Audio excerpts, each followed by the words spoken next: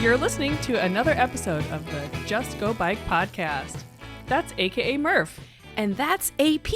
And this is the podcast where we talk about cycling just for the fun of it. With tales from all over the nation, come for the bikes, stay for the fun, and leave with a smile. Well, hello there, AP. How's it going? Hi, Murph. It's fantastic. How are you? Good. So at the time of this recording, it is, we're at the end of August 2023. And here in Iowa, it is crazy hot. Yeah, I said fantastic, but I'm actually melting. So, but I can still talk, so that's all good. Well, and I'm sure people that live in Arizona or, the heart of Texas are like, come on, Iowans, it's fine. But it's actually even warmer than it was during RAGBRAI. Yeah, it's hotter than L out here. And when I woke up early this morning to walk my dogs before sunrise, and because it's that hot, and all the windows in my house had precipitation on them. Like, it looked like frost, but it was actually just condensation because of how freaking humid it is here. Wow. Yeah.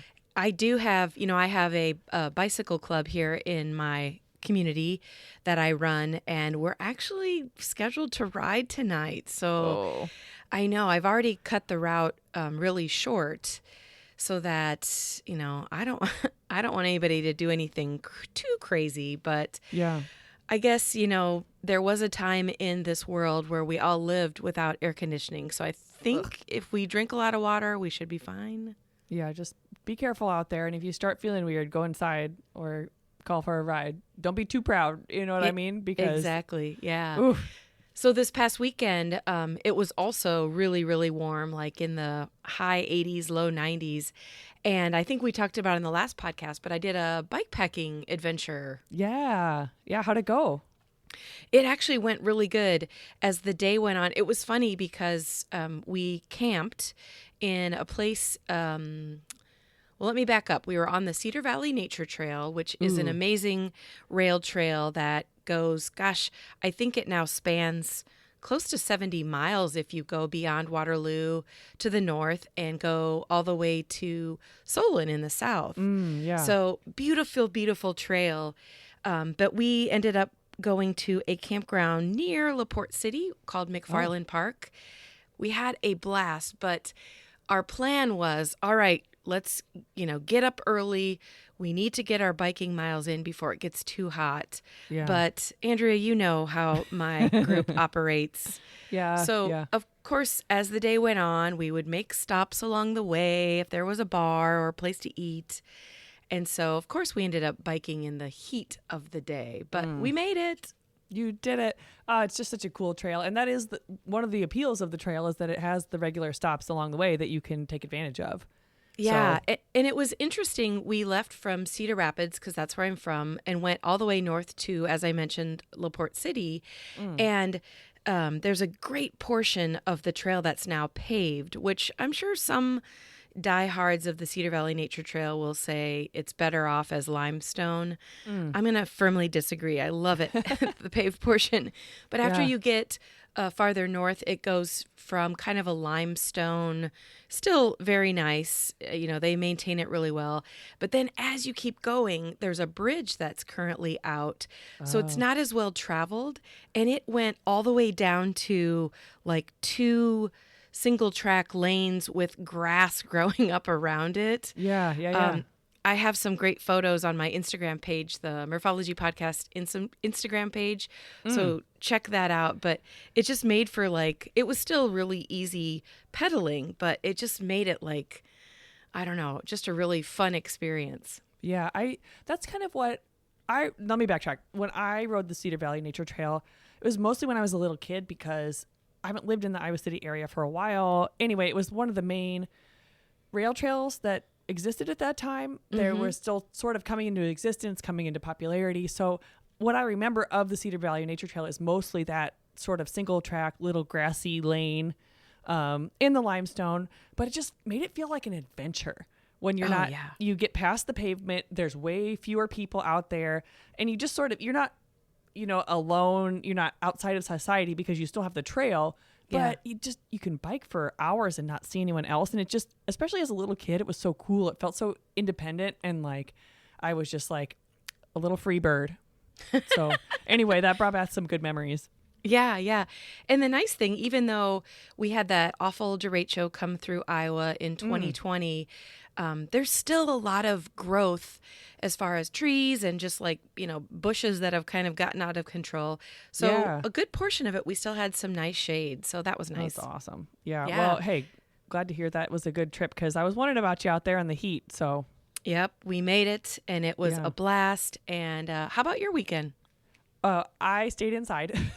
I don't like to ride in the heat unless I need to. So I have, it's hard to believe probably that I have different hobbies than cycling, but wait, whoa, what? I know. So I made a bunch of salsa over the weekend. Yes, that's right. Cause you are, like huge into gardening. I don't know if, we're not going to invite listeners to your home, but like one whole chunk of your yard is devoted to a garden. I've seen it. You've got a lot of good stuff in there. I got a lot going on right now. So right now we're getting, because of the heat, thanks to the heat, we have a lot of peppers and tomatoes coming to fruition. So I'll be doing it again this weekend, making salsa and hot sauce. But then we also have a crop of raspberries going on. We have some cucumbers going on. I mean, you name it, we got it. I like to keep it pretty basic. If it's something that will produce a lot in Iowa, that's what I'm growing.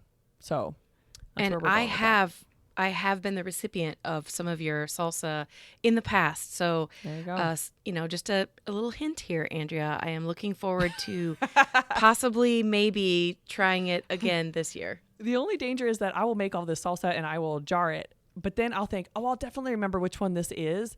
So, but I never do. And so it's always kind of a crapshoot. I just gave Anne a jar of what I thought was salsa and it turned out to be chili starter. So eater beware. Well, there is an invention called the Sharpie that you could actually write it on the container. I got some fancy labels this year, so I'm hoping we'll be do better this year. So Okay. Yep. And that reminds me of this adventure I was on. I don't even know if I said that. I was with a big group. There were like 20 of us. And two of them, I will just give a quick shout out to Dana and Steve. They, a couple years ago, they found a plum tree on the Grantwood Trail. Ooh. And they went plum crazy picking these wild plums, or I don't know if they're wild, but these plums, and making what they called plum crazy, like a jam. Aww. And so fast forward to this past weekend, we're pedaling on the nature trail. I won't say where because they, it's top secret. Top secret. But we found like 30 plum trees. So, how cool. Steve and Dana are crazy with excitement that they are going to maybe reproduce their plum crazy jam. That's awesome. I love Dana and Steve. Shout out Dana and Steve. I would love to find out what plum crazy tastes like. So oh my gosh. That's my hint to them. crazy delicious. So anyway, okay, should we get to today's episode? Yeah, let's talk about the episode because it's a fantastic episode and we really should have talked about it for the bulk of our intro because it's such a cool topic today. And the topic is? Well, I was going to say, we've been doing that series on rider recaps, and we have more of those in the pipeline. So don't worry if you have not gotten your fill of that. But we wanted to take a break from that and get Bob Libby on the podcast. Yay! We love Bob Libby. We're probably Bob Libby's biggest fans. I say that without knowledge of any of his other fans, but you know what? Hard to be more of a fan than we are. So Bob Libby is the owner of Care Ambulance. Yes. I'm sorry. Go ahead. Care Ambulance is the ambulance service that is provided on RAGBRAI. So if you've ever had the misfortune of being injured on RAGBRAI, then you've had the fortune of them taking care of you. So you don't want to overwhelm the local ambulance service, that might be in Des Moines or whatever community that we're pedaling through. So to be able to have this private ambulance service available that follows RAGBRAI all week long, I mean, that is... It's like, I don't know, it's genius. Yes, the dedicated ambulance service is just such a huge, it lightens the load on the local services so much because, unfortunately, the towns that we bike through, they don't stop having the issues that they have on a day-to-day basis. So we don't want to put too much more on them. Of course, they're happy to help and they're important part of the mix of ambulance services, but it's just so nice to be able to say, hey, we're bringing a ton of people to your town, but we have help. And it's just it's a finely coordinated whole program of ambulances working with not only the local ambulances services, but also the troopers and the police departments and honestly the local cities of like, how do we get in and out of your community without affecting the riders, and how do we have our first aid set up in a strategic way? And they work with the RAGBRAI SAG team so that if there's someone who's urgently in need of care, then we make sure that they get helped by an appropriate service. So they're not just somebody with like a broken arm sitting on our SAG wagon. They get on the ambulance and get that arm taken care of. So they touch a lot of different areas of the RAGBRAI crew and the larger community in ways that you might not even think of right away.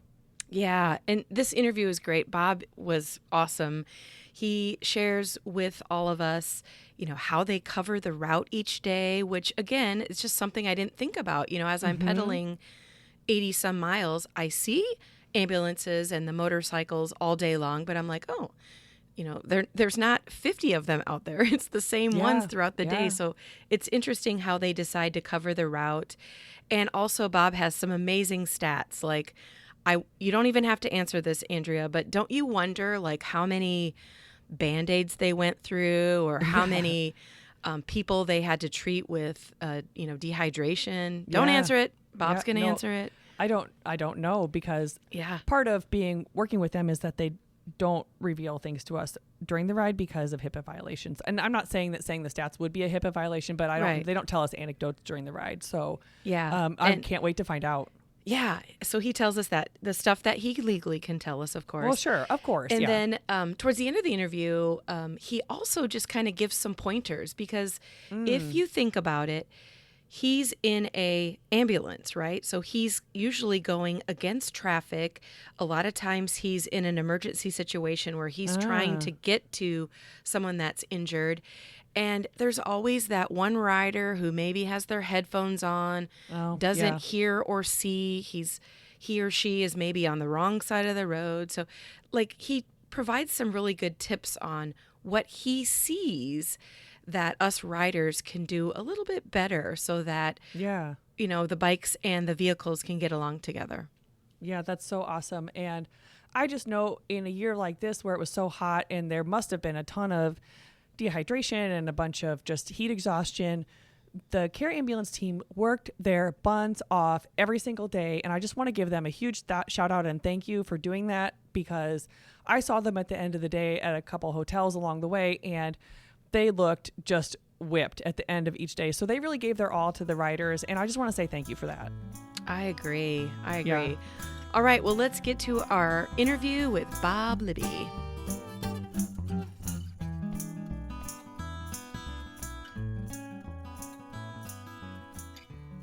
All right. I would like to welcome Bob Libby to the podcast. Hey there, Bob. Hey, good morning. Thanks for having me on. You bet.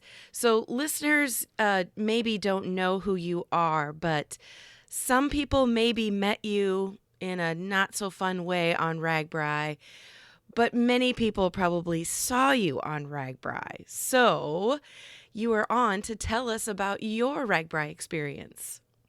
Well, good morning. I'm a long-time listener, first-time caller. I've been on RAGBRAI for, I believe, over 25 years. Really? I think this is maybe my 25th year. It feels like it went by so fast. Yeah. It wasn't intended to be. Isn't that funny how God's plan just kind of puts you in a place that you didn't think you would ever be, but that's what you do. Right. And RAGBRAI in general, just like, I would never have met you if it wasn't for RAGBRAI, and it's a treat to have you in my life to make me laugh and also make sure I stay healthy and safe. Yeah. AP and I talked about it in the intro, so everyone already knows what you do for a living, but let's talk about Care Ambulance. All right. I love talking about Care Ambulance, since it is a big part of my life. Actually, I live it. Right. Can I tell you a little bit about how it got started? It's really weird. Yeah, let's hear it. Yeah, so Care Ambulance is the only ambulance that RAGBRAI has ever had, and it got started by being a RAGBRAI ambulance, and that's all they did. And Oh. so they had an ambulance for RAGBRAI, and then the people that owned it would put it away after RAGBRAI was over with, and then a month before they would pull them all back out, wash them, dust the seats off, and then we would go ride RAGBRAI.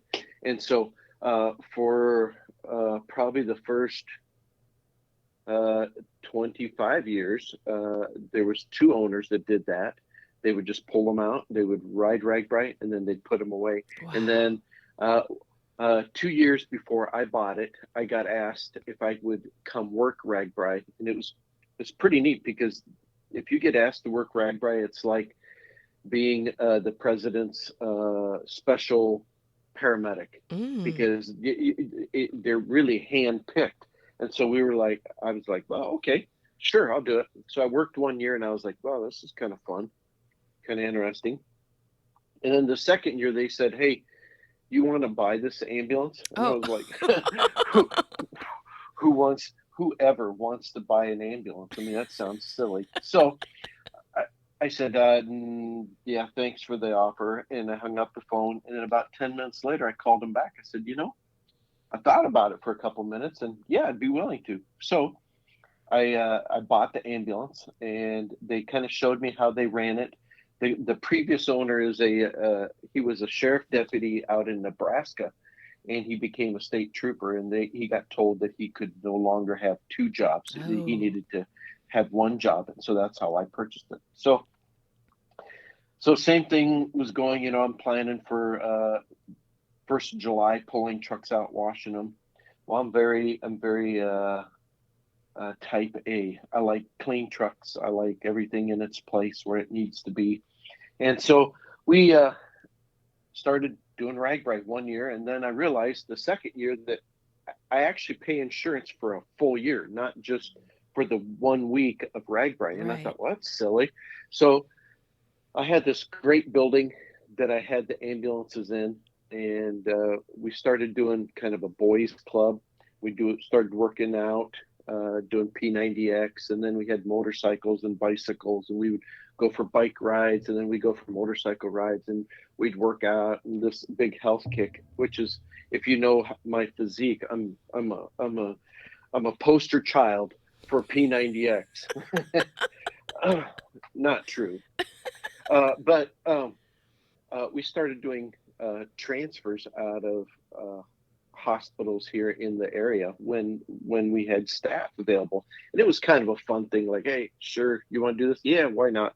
And so I'd bring in some extra money, and before long, this little hobby and boys club and girls club became a job. And Mm. then over the years, we have expanded quite a few different areas, covering things such as the Iowa Speedway for all the races, the Indy and NASCAR races.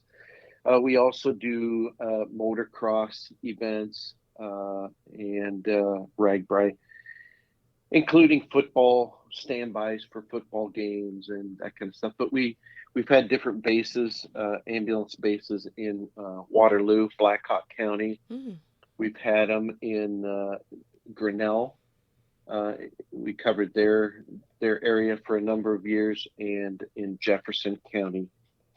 And so we're out there. We do 911 as well as transfers. Transfers meaning taking people from the hospital after a 911 truck picked them up, took them to the hospital. Now they need to get back home, but they can't get home. Oh. And so we transfer people back and forth back to their either rehab, or we have secure cars, which are vehicles that transport psychiatric patients. They're like a police car that has a cage in it, Mm. and we're able to take people who want to go and have some mental health care done for them. We Mm-hmm. also do wheelchair vans, which taking a lot of veterans mainly to dialysis appointments and back and forth. And then lastly, but not least, we do air medical transport, Mm. which We use jets, and we fly all across the nation and pick people up who are unable to, either they need to go to a specialty place. We do a lot of VA contracts, or they need to do, like they're unable to fly, like winter birds that go down to like Arizona or Florida. Now they need to come back, and they're Mm-hmm. unable to do the big airlines. So we'll do that. So just a small little summary, a little bit about what we do. Um, we hire all sorts of people. I think currently we're up to about 80 or 90 employees. So Wow. uh, if you don't know what I look like, I'm the guy who doesn't have any hair. It's because I pulled it out between kids and work. It gets pulled out. But we hire drivers, we hire EMTs, we hire paramedics, critical care paramedics, and our RNs. And So so we hire a lot of different people. and so I this may come as a shock to you, Bob, but I've never had to take an ambulance ride for any sort of medical reason, and I never thought it through if they're all privately owned or if they're owned by a hospital. But I guess if I call 911, need an ambulance ride, the ambulance isn't owned by the hospital, correct? It's like a separate entity. Yeah, so here in Iowa, it's kind of unique. There's some private, actually, probably a good majority of them are privately owned, but contracted by a county. So Oh. some places like uh, Henry County down by Mount Pleasant area, it's run out of a hospital, but it's a county-owned service. Washington County would be something similar to that as well. And but places like Jefferson County is contracted. Johnson County is owned by the county, but it's its own private entity Mm-hmm. as well. Interesting. Okay, so that means, you just kind of gave us a little bit of a timeline, but RAGBRAI as an organization is like, wait a minute, we have all these riders on the roads. We can't rely on, small towns and the local ambulance service because then they're taking away from whatever community responsible for. So they hired an ambulance service, Care Ambulance, and you said you've been doing this for 25 or so years. Was it on RAGBRAI like from the start? Yeah, since RAGBRAI started, once the crowd started getting bigger and bigger, Yeah. they felt like, you know what, we're really inundating the system that's here. Too many people out here for ambulances to take care of them, and so they contracted us to do that, Okay. and it's been really fun doing that. Yeah. And the logistics are very interesting to me. And I've spent some quality time with you guys over the years. So I already know this, but it's really interesting to me how you and your team decide to, and I'm putting it in quote, work the route. Because I'm telling you, like, especially this year, I literally saw two people crash and I got to the next stop, which I think was the pork chop stop, and the ambulance was already coming and on its way. I mean, it had to have happened maybe 5 minutes before. So somehow you guys are always in close proximity to where all the action is. So tell us how that works. Well, so each day on RAGBRAI, what we do is, if you've done RAGBRAI before, you get a map of the daily route, and that daily route will show you some elevations of where the hills are, where you're going to need to walk or maybe coast downhill. Hmm. But we get that same map in each one of the trucks, and our maps are exactly the same, but they're larger. We have on that map, uh, we have phone numbers for hospitals, Hmm. and then any sort of pertinent information that we can obtain prior to RAGBRAI. So uh, we're very fortunate to be able to ride the pre-ride, and so we take notes during pre-ride as far as these are big hills, these tracks are really treacherous. Be careful on those. These are going to be some hot spots for us. So we have all that stuff marked down, in each ambulance, so each ambulance knows where that's at. Mm-hmm. We have 4 ambulances that are out there. This year we actually had 5 due to the amount of people. Mm-hmm. But we have basically we divide it into 3 sections for the day. Each ambulance covers a third of it. And then the 4th ambulance is a roamer, and that roamer just goes back and forth and covers any section that is uncovered. Mm-hmm. So if one truck goes out, then that truck goes over. Now the people, I'll reiterate that the people that are chosen to work RAGBRAI have a lot of experience, first of all, in emergency medicine, but they have a lot of experience of making decisions on their own. Mm-hmm. And so they understand what needs to go, what can be let go. So it's super important for these people to understand how that works. Mm-hmm. So if somebody transports, then that roamer will fall into place and cover that area. And like I said, most of our staff has worked this for many years, so we kind of get that sense of where that bubble is, Mm-hmm. where that big crowd is, and we tend to follow that bubble as the day progresses, so that we can kind of be in where the action area is. Mm-hmm. And then we also have to mention the 2 Bens on their motorcycles. And they are full, they have all their equipment too to do paramedic stuff, correct? That is correct. We have 2 of the best guys. Yeah. So first of all, you got to be a good motorcycle rider. Second of all, you have to be good with people.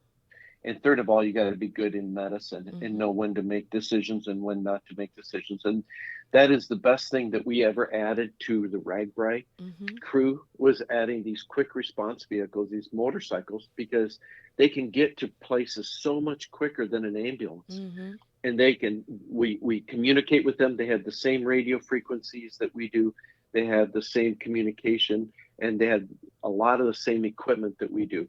They just can't transport, or it looks funny if you're taking somebody on the back of a motorcycle. And so, and people frown on that. But so it's super cool to have them out there. We have a lot of deputies that want to trade jobs with them, and we tell them that's not going to happen. But these guys are top notch. I would put them up to anybody, and love having them. They have AEDs, and they have stuff to help ventilate patients. They have medicines, and so they can start the care right away. The advantage of having them out there is they can go to more calls than we do, Mm-hmm. and they can call us off, call an ambulance off if we are not needed, so that we're not, first of all, driving through all the bikes and chancing of hitting somebody, Right. and being available for the next call. So that is super important for us. And that was my next comment is I know the majority of your team, they're there every year. They're freaking amazing. So a huge shout out to all of those guys and gals that are on your team. But when I get to ride RAGBRAI, I'm always like amazed at how like the confidence that whoever's driving those ambulance and the motorcycles have when you're in a sea of bikes going the wrong way, and you just have to be like, hey, I'm on an important call, and you have to hope that the bikes get out of the way. Yeah, it's true.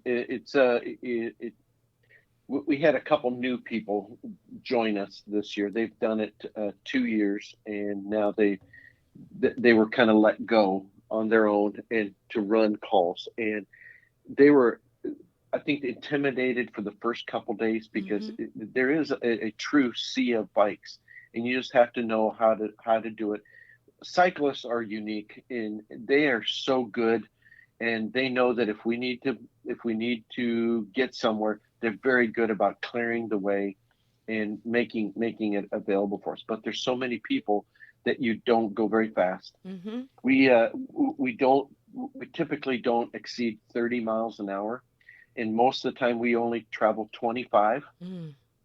And so, think of a cyclist, a slow cyclist like myself would probably ride 10 miles Sure. 12 miles an hour, Mm-hmm. and so we're going about maybe twice as fast. Sometimes we have people telling us to slow down, but they don't also understand what we're doing or where we're going. Right. Sometimes we're going to another call, but we're just taking our time because the other crew is already responding there, and so Mm-hmm. we're just going for backup. It's amazing though that you guys, the way that you're on the same route as the cyclists, and we all can get along together. Yeah, it's good. I think we've done it for so many years that people are used to us being there, Mm-hmm. and they like seeing us. And we have so many people that wave all the time, and we think, oh, I think they're waving us down. No, no, they're just waving. And so it's really neat. It's neat to see that. Yeah, yeah. Okay, so here we are. 2023 RAGBRAI, which was RAGBRAI 50, is now in the books. And I'm guessing that you guys were pretty busy this year. And we both talked to Matt Phippen, got his approval to do some stats and some shout outs as far as whatever you're legally okay to say, Bob. So I know the listeners want to know. Tell us how this RAGBRAI was. Uh, this is a unique RAGBRAI. Like I said, I've done this for over 20 to 25 years. I've seen lots of things on RAGBRAI. I feel like I could write a book about You RAGBRAI. should. Oh my And gosh, you should. yeah, and it's such a unique environment. You can't when we try to explain it to people and then they come out and work it, they're like, I had no idea this is what RAGBRAI is. You can't take you can't take a street medic and put him out there on a typical basis Mhm. because it's so unique and it's so different than what we typically do. So yeah, this year was incredibly different. Um, we have definitely a sea of bikes from uh, let me back up a little bit. So in Yeah. the morning, we're supposed to be out on the route at 6, and we're out in the route, which the route opens at 6 and closes at 6. So Mhm. the state patrol and the ambulances are out there from 6 to 6. So we typically start a little bit before 6, and we're out there on the route. At that time, at 6 in the morning, it's like, have you ever been to Chicago where they have that traffic, where you're like steady traffic? That's what it's like. It's just solid lines of traffic. Wow. And this year it was like that. So you drive like 5 miles an hour and you go real slow. Sometimes we're able to pull off, get to the top of a hill, and we'll just stage there Mhm. until things clear out a little bit and hope that we don't get called and have to go backwards out on the route. So yeah, this year was crazy. Uh, we definitely were a lot busier, and I blame two things. I think we had what I'd like to refer to as a perfect storm. Oh. We had a lot of heat. Mhm. We knew it was going to be hot. We had wind that was always a headwind, and we had a lot of people. And so Mhm. putting those three together just makes for a perfect storm. So we did see a lot of people. If you'd like, I could give you a little bit of stats. Um, Yeah. typically for the week long, we transport, and that means that we actually had to pick somebody up and take them to the hospital. That does not include the people that we see and release. Mhm. So if we transported, a typical year would be anywhere an average of, I think the lowest I did was maybe 17, and the highest might have been 50 for a year. Okay, which is So still to that me a lot it of is it people that is a you're lot. putting into the ambulance and taking to the hospital. But I think my Yeah. mind's going to be blown on 2023. Yeah. This year we transported 74 patients Wow. to the hospital. So it was a lot more people. Mhm. And that does not include the people that we treated and released. So Mm. we I figured, I was doing some quick math, and it was close to 500 people that we saw, Mm. because each ambulance saw about 25 people a day, and they they would sign them off. So that could be somebody who, like you said, you saw a bike crash in front of you, and so the ambulance showed up. We Mhm. cleaned them up, put their training wheels back on, and got them on Got them down the on their road. way. Yep. Yeah, cyclists are the toughest birds out there. I mean, they came out to ride RAGBRAI. They Mm-hmm. didn't come out to sag RAGBRAI, or they didn't come out to ride an ambulance on RAGBRAI. So they want anything you can do to treat them and release them. And So, so, yeah, but when you're so there was saying, yeah, I was going to say, when you're saying, each ambulance saw 20 to 25 patients a day or people a day, that's like 2 an hour if you're actually getting off the route at 6 p.m. So this is crazy. yeah, from morning. This is different because a lot of times in the mornings we would go out and you have time to stop at the breakfast burrito place and get some coffee and kind of say hi to people as they go by.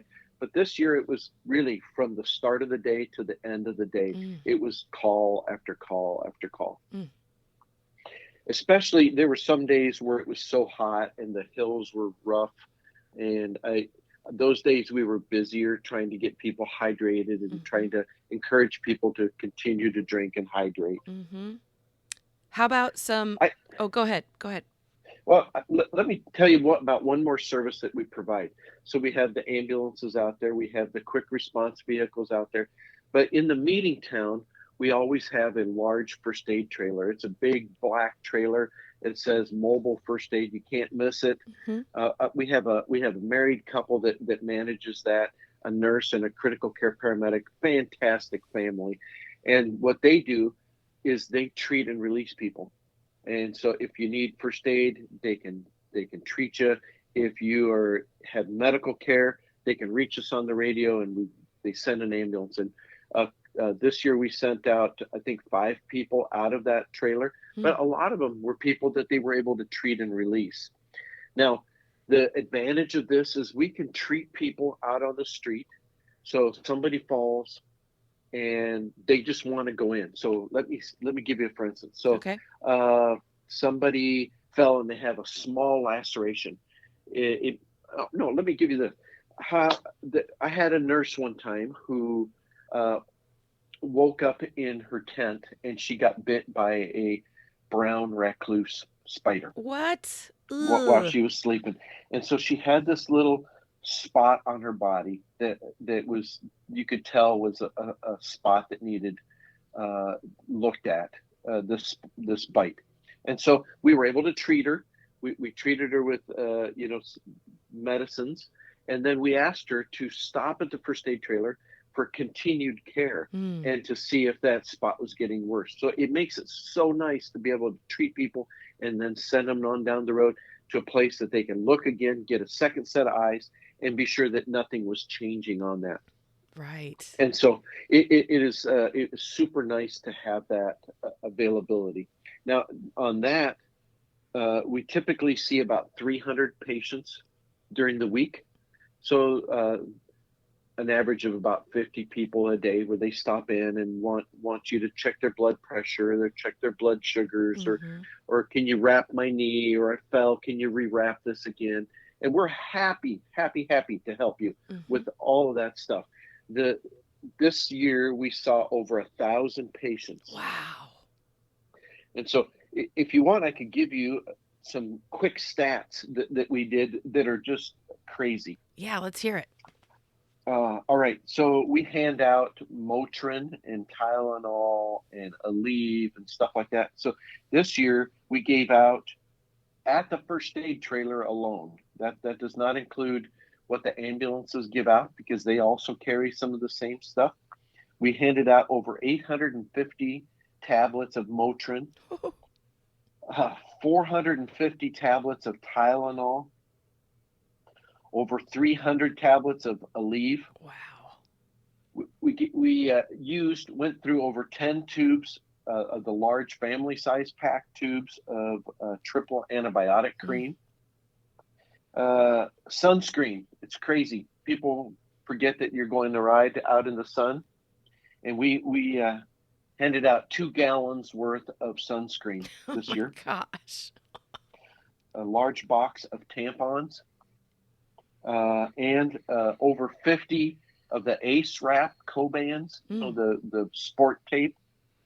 And so that is uh, some of the stuff that we handed out that were just incredible. On the Band-Aids, uh, when asked how many Band-Aids they gave out, the response was too many to count. So I believe that. uh, I know that we had like 10 boxes of Band-Aids, like 250, and we actually ended up going twice and buying more.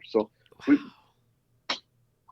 so we handed out some stuff. Wow. And, I think we didn't point this out at the beginning, but this is a service that's included in your registration for all RAGBRAI riders. So it's nice to know that if I would never, but if I would forget my sunscreen or I needed a Band-Aid, that you guys are available in so many different places for both emergencies, but also just like, hey, my heart's racing. Can you help me? Yeah, so true. We get stopped all the time for minor things. My heart's racing. I'm really sweaty, or I quit sweating, or my derailleur came off. Can you fix that? And so we do all sorts of things. It's funny because we actually do carry pumps, Oh, bike pumps, and some of the trucks actually have some spare tubes that we've thrown in over the years, because we know how much it helps to get somebody on, and it makes their day, and they go on down the road. right. Okay, so here's something that I think about when I see the ambulance go by. Like, what's it like for your paramedics and for you when you're on the side of the road dealing with a serious injury and you've got bikes everywhere, you've got traffic everywhere? You're not in the luxury of being in a hospital. I mean, you're like on the side of a road with probably gravel and corn and all that. So, what's that like? Yeah, on top of the gravel, the corn, we have. Have you ever heard of? I think it's called mustard. It's a yellow plant out there, and when it touches your skin, Oh, it instantly yeah, it's bub. poison parsnip. Yeah, Yep. that's it. Yeah, so that it's the prime time of the year, and so we try to teach people to stay out of that. There's also sometimes ticks that are out there, but that's minor. So really, the difference. I do 911 as well. Mm. When you have something really bad, we have a lot of help. The troopers get out there. The sheriff's deputies are out there to help stop traffic. On RAGBRAI, that doesn't happen. Right. It's a constant wave of people going through. So we have to think in advance. So if you ever watch an ambulance on RAGBRAI, a lot of times we'll go over into the travel section where most of you are at, so that we can guard a section of where we're going to be, so that Oh, people okay. we're not going to get hit. And so, yeah, the big difference is that bikes continue. Now, I'd like to do a little shout out here to the Air Force cycling team, Yeah. because over the years they have been so helpful. They have they'll have like 5 or 6 people. If we have a bike crash, they'll actually stage out like a fan and block everybody and make everybody move around us. And then when it's time to move a truck around, they'll stop everybody and we'll be able to move around. And they're just so helpful. Not that we can't do it, Hmm. but it just makes our life so much easier. That's incredible. Those guys are amazing to have on the route each day. Any advice that you would give riders based on what you see each year? Like, well, I would say your first piece of advice is bring sunscreen. What else? Oh man, I have a whole list of things that I would love to give advice. Okay, let's hear it. And you know what? These are, first of all, I'd like to say RAGBRAI is amazing. It's so unique, and I wouldn't miss it for the world because of it. It's we were able to brag that we rode RAGBRAI, the world's largest organized bike ride in the world. Yeah. But really, I'd like to describe it more as the world's largest family reunion in the Yeah. world. And Yes. these are the people you want to see. I mean, as I'm out there working on somebody, I'll have somebody holler, "Hey, Bob!" And I have no idea who you are, because people are all dressed up like bicyclists and stuff like that. And so I I'm just I love going out there. I've met some of the best people. Some of my best friends are RAGBRAIers and Mm-hmm. they're cyclists, and it's because of RAGBRAI. So I take a little passion in what RAGBRAI is. And some of the things that we see, especially on RAGBRAI, is I feel like over the years, the ride right has gone away. Mm. We've forgotten. And part of it is because there's so many cyclists. But towards the end of the day, we still run into people who just want to ride in that left-hand lane, and they don't hear you or don't see you, and it's hard to get around them. And maybe they're riding slow and listening to their music, and they're just enjoying their life. That's great, but maybe we have somewhere to get to as well. Right. So, so that's one advice is I'd like to encourage people to remember to ride right because it's safer. If something happens, we're able to say you were in the right hand side of the traveled portion of the road. Mm-hmm. The other thing that I noticed this year which is really different, and we're going to be working on some training for our crews for next year. Next year we'll have physicians in the trucks as well as a nurse and a paramedic, Mm. and so that's a huge thing. But is bike etiquette. Bike etiquette has kind of got out. We had so many new people that said, "Man, I want to ride RAGBRAI 50. It's so cool. I can tell people I rode RAGBRAI," and that is, I'm getting on, I'm getting off, I'm on your left, I'm on your right. It's just talking so that other people know what's going on, and I feel like that is super important. And that's some advice I have. And that's a way to prevent accidents like that. If people would just do that a little bit more, announce what you're doing, whether you're slowing or passing, that in itself would eliminate a lot of crashes, I think. Yes. Training more than 20 miles before RAGBRAI, pulling your bike off the rack and saying, "I'm going to ride RAGBRAI with my friend," doesn't count. You need to actually uh, sit on a 2x4, watch some TV. You really need to just get out there and train a little more. Right. We saw quite a few people who wanted to sag barely out of town, like 5 miles out of town. And really, it's so important for you to uh, get out and you know train so that you can ride. Expect that you're going to ride the entire ride. Mm-hmm. I have a few more if I can share a few more. Yes, please. Uh, Earbuds. I love earbuds. I can go into my own world if I have earbuds in. Everything around me, I forget about. When you're cycling, you don't have that option. You really need to pay attention to what's happening around you. Mm-hmm. We have friends who have been hit on bikes, broken hips and legs and arms. We had an employee that was struck and killed, and so you can't wear earbuds and not pay attention. So I encourage you to get the device, and I'm not a seller of it, but shock waves. They're an earbud that just basically sits on the outside of your ear, and Mm-hmm. you're able to hear a little more of the surrounding areas. We had a cyclist in front of us this year that people all around him were yelling at him. They were actually one guy rode up next to him and struck him to tell him he needed to get over, and he didn't realize because he had his earbuds in. He was in the Oh, left hand side of the road, and so it's just important that if you're wearing earbuds, maybe make them low enough that you can hear what's going on around you. wow. Mm-hmm. It just You just need to be aware of your surroundings a lot better.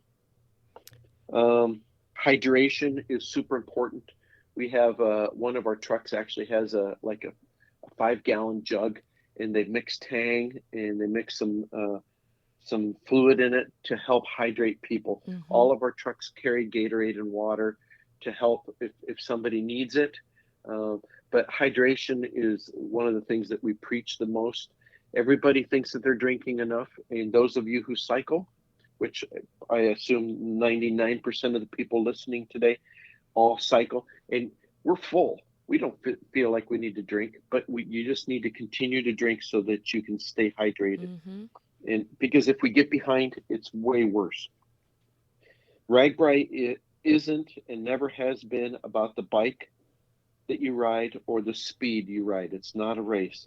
but it's about the people, the town, and Iowa nice. Oh, And I so would true. encourage I would encourage people to watch out for each other. Stop looking for moments to ridicule each other. Just have fun and enjoy this family reunion. Yes. When we see you all in your work element, hopefully we Yeah. can just say hello instead of have to take a ride with you. Yeah, we encourage people as people stop by and say, "Hey, stop by and say hi to us." Yeah. We love it. Yeah. We absolutely, the crews absolutely love it. You know, in our field, we don't get a lot of thank yous. It's not what we do it for because we like helping people.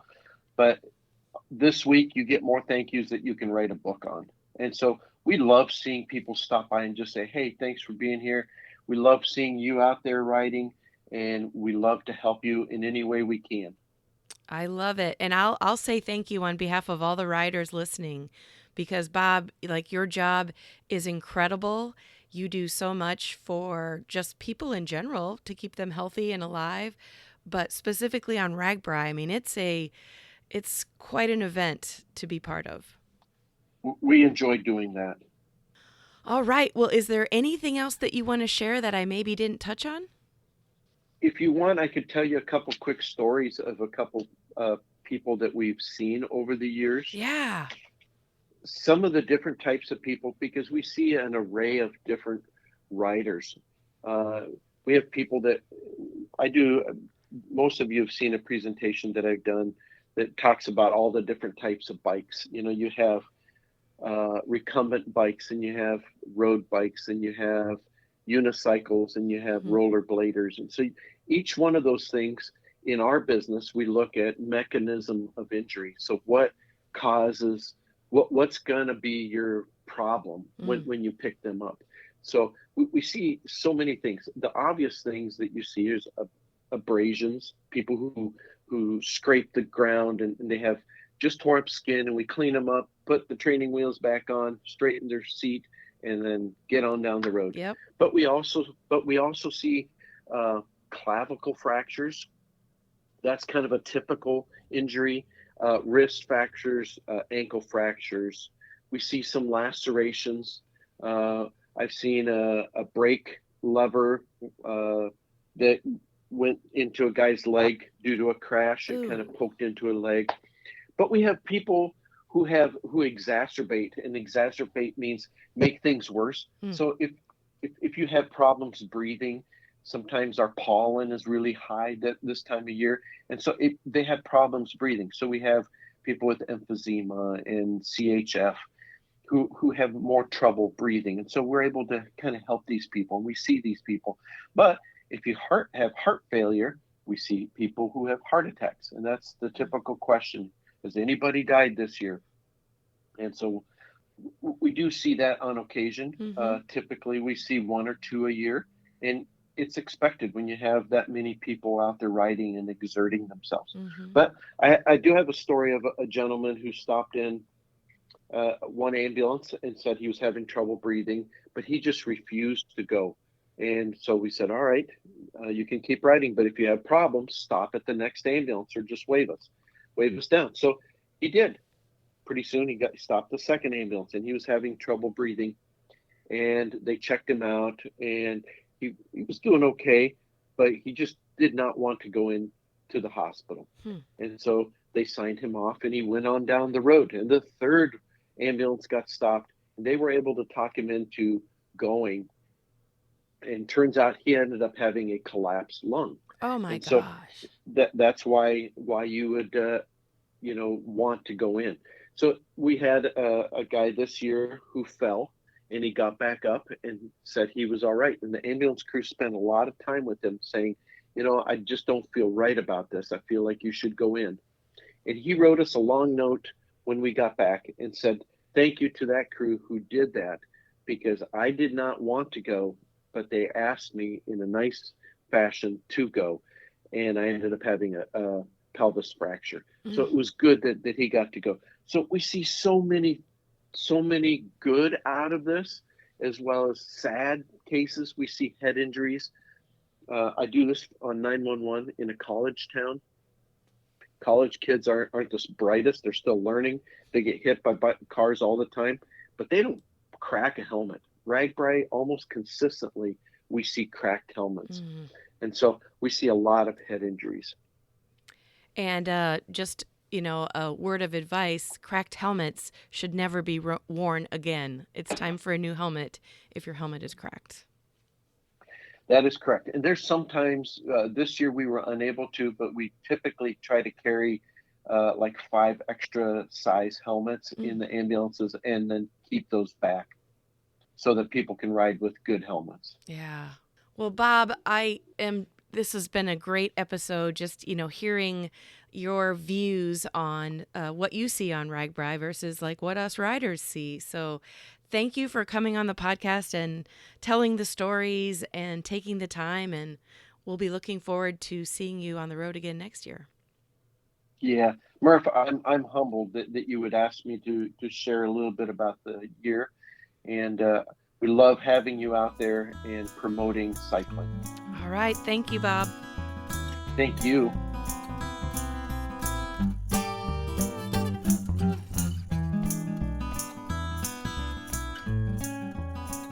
Well, listeners, that is it for this week. We both want to thank you for tuning in to listen to the Just Go Bike podcast. And if you'd like to contact us with a comment about the podcast, or maybe you have a topic in mind, you can reach us at justgobikepodcast@gmail.com, or you can also follow us on social media at Just Go Bike on Facebook, Twitter, and Instagram. Please rate, review, and subscribe to this podcast, especially if you're a fan. And if you have any extra time, pop on over to the Murphology podcast for more bike adventure interviews. All right, that's a wrap. We'll be back next week. Until then, just go bike!